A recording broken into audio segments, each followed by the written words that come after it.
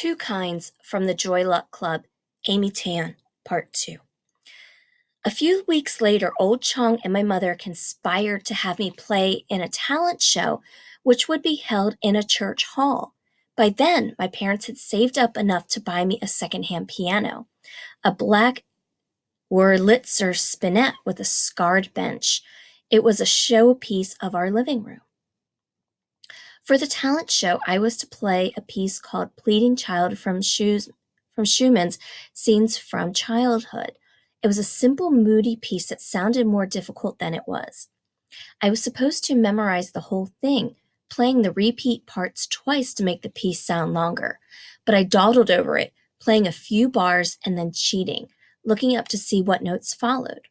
I never really listened to what I was playing. I daydreamed about being somewhere else, about being someone else. The part I liked to practice best was the fancy curtsy, right foot out, touch the rose on the carpet with the pointed foot, sweep to the side, left leg bends, look up, and smile. My parents invited all the couples from the Joy Luck Club to witness my debut. Auntie Lindo and Uncle Tin were there. Waverly and her two older brothers had also come. The first two rows were filled with children both younger and older than I was. The littlest ones got to go first. They recited simple nursery rhymes, squawked out tunes on miniature violins, twirled hula hoops, pranced in pink ballet tutus, and when they bowed or curtsied, the audience would sigh in unison, "Oh," and then clap enthusiastically. When my turn came, I was very confident. I remember my childish excitement. It was as if I knew, without a doubt, the prodigy side of me really did exist. I had no fear whatsoever, no nervousness. I remember thinking to myself, this is it, this is it. I looked out over the audience at my mother's blank face, my father's yawn, Auntie Lindo's stiff-lipped smile, Waverly's sulky expression. I had on a white dress layered with sheets of lace and a pink bow in my Peter Pan haircut. As I sat down, I envisioned people jumping to their feet and Ed Sullivan rushing up to introduce me to everyone on TV. And as I started to play, it was so beautiful. I was caught up in how lovely I looked at first. I didn't worry how I would sound. So it was a surprise to me when I hit the first wrong note and I realized something didn't sound quite right. And then I hit another, and another followed that. A chill started at the top of my head and began to trickle down. Yet I couldn't stop playing, as though my hands were bewitched. I kept thinking my fingers would adjust themselves back, like a train switching to the right track. I played this strange little jumble through two repeats, the sour notes staying with me all the way to the end. When I stood up, I discovered my legs were shaking.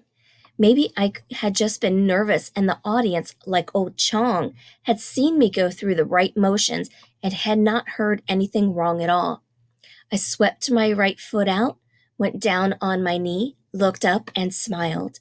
The room was quiet except for old Chong, who was beaming and shouting, "Bravo! Bravo! Well done!" But then I saw my mother's face, her stricken face. The audience clapped weakly, and as I walked back to my chair, with my whole face quivering as I tried not to cry, I heard a little boy whisper loudly to his mother, "That was awful," and the mother whispered back, "Well, she certainly tried." And now I realized how many people were in the audience, the whole world it seemed. I was aware of my eyes burning into my neck. I felt the shame of my mother and father as they sat stiffly throughout the rest of the show. We could have escaped during intermission. Pride and some strange sense of honor must have anchored my parents to their chairs. And so we watched it all. The 18-year-old boy with a fake mustache who did a magic show and juggled flaming hoops while riding a unicycle. The breasted girl with white makeup who sang from Madama Butterfly and got honorable mention, and the 11-year-old boy who won first prize playing a tricky violin song that sounded like a busy bee. After the shows, the Who's, the Jongs, and the St. Clairs from the Joy Luck Club came up to my mother and father. Lots of talented kids, Auntie Lindo said vaguely, smiling broadly.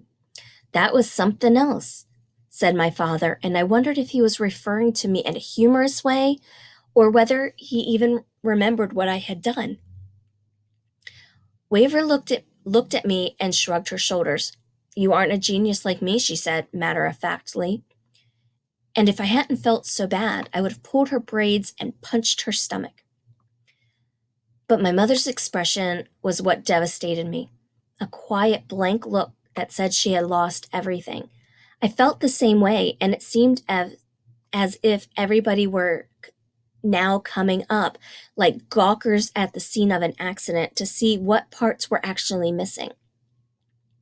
When we got on the bus to go home, my father was humming the Busy Bee tune and my mother was silent. I kept thinking she wanted to wait till we got home before shouting at me. But when my father unlocked the door to our apartment, my mother walked in and then went to the back into the bedroom. No accusations, no blame. And in a way, I felt disappointed. I had been waiting for her to start shouting so I could shout back and cry and blame her for all my misery. I assumed my talent show fiasco meant I had never had to play the piano again. But 2 days later, after school, my mother came out of the kitchen and saw me watching TV. 4 o'clock, she reminded me as if it were any other day. I was stunned, as though she were asking me to go through the talent show torture again. I wedged myself more tightly in front of the TV. Turn off the TV, she called from the kitchen 5 minutes later. I didn't budge, and then I decided I didn't have to do what my mother said anymore. I wasn't her slave. This wasn't China. I had listened to her before, and look what happened. She was the stupid one. She came out of the kitchen and stood in the arched entryway of the living room. 4 o'clock, she said once again, louder. I'm not going to play anymore, I said nonchalantly. Why should I? I'm not a genius. She walked over and stood in front of the TV. I saw her chest was heaving up and down in an angry way. No, I said, and now I felt stronger, as if my true self had finally emerged. So this is what had been inside of me all along. No, I won't, I screamed. She yanked me by the arm, pulled me off the floor, and snapped off the TV. She was frighteningly strong, half pulling, half carrying me toward the piano as I kicked the throw rugs under my feet. She lifted me up and onto the hard bench. I was sobbing by now, looking at her bitterly. Her chest was heaving even more, and her mouth was open, smiling crazily as if she were pleased I were crying. You want me to be something I'm not, I sobbed. I'll never be the kind of daughter you want me to be. Only two kinds of daughters, she shouted in Chinese. Those who are obedient and those who follow their own mind. Only one kind of daughter can live in this house, obedient daughter. Then I wish I wasn't your daughter. I wish you weren't my mother, I shouted. As I said these things, I got scared. It felt like worms and toads and slimy things crawling out of my chest. But it also felt good, as if this awful side of me had surfaced at last. Too late, change this, my mother said shrilly. And I could sense her anger rising to its breaking point. I wanted to see it spill over, and that's when I remembered the babies she had lost in China, the ones we never talked about.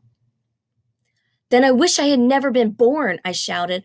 I wish I were dead like them. It was as if I had said the magic words, Alakazam, and her face went blank. Her mouth closed.